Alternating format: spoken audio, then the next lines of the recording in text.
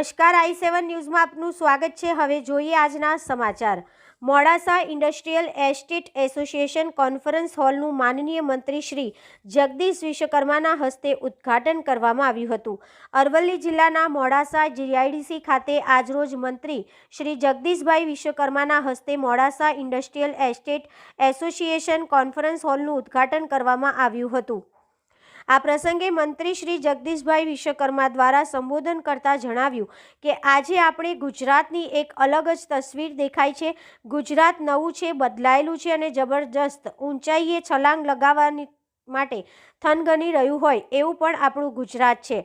ભાઈઓ, અને આપણે આપણી સામે ઘણી બધી વસ્તુઓ જોઈએ છે, પરંતુ 2 દાયકા પહેલાં એ દિવસો યાદ કરો તો કેવું લાગે છે। 2 દાયકા પહેલાં આપણા ગુજરાતની ઓળખ શું હતી? વેપારીઓ એક જગ્યાએથી માલ લઈને બીજી જગ્યાએ વેચતા અને વચમાં જે દલાલી મળે એનાથી પોતાનું ગુજરાન ચલાવતા હતા।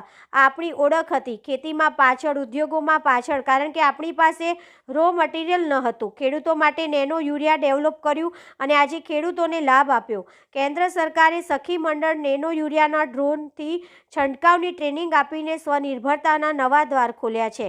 વાઇબ્રન્ટ સમિટમાં 1 લાખ લોકોનો સહભાગી થવા માટે રજીસ્ટ્રેશન થયું છે। દેશના યશસ્વી વડાપ્રધાનના વિઝનના કારણે આજે સફળ MOU થઈ રહ્યા છે અને ભારત અને ગુજરાત આજે ઉદ્યોગોમાં આગળ વધ્યા છે અને દુનિયામાં નામ થઈ રહ્યું છે।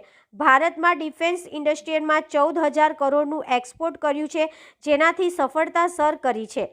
ઇન્ડસ્ટ્રીયલ ગ્રોથમાં શેની જરૂર છે? કાર્યક્રમમાં અધિકારીઓ સહિત મહાનુભાવો ઉપસ્થિત રહ્યા હતા। કૌશિક સોની, બ્યુરો, અરવલ્લી। અવનવી ખબરો જોવા માટે અમારી ચેનલને લાઇક કરો, શેર કરો અને સબસ્ક્રાઇબ કરો।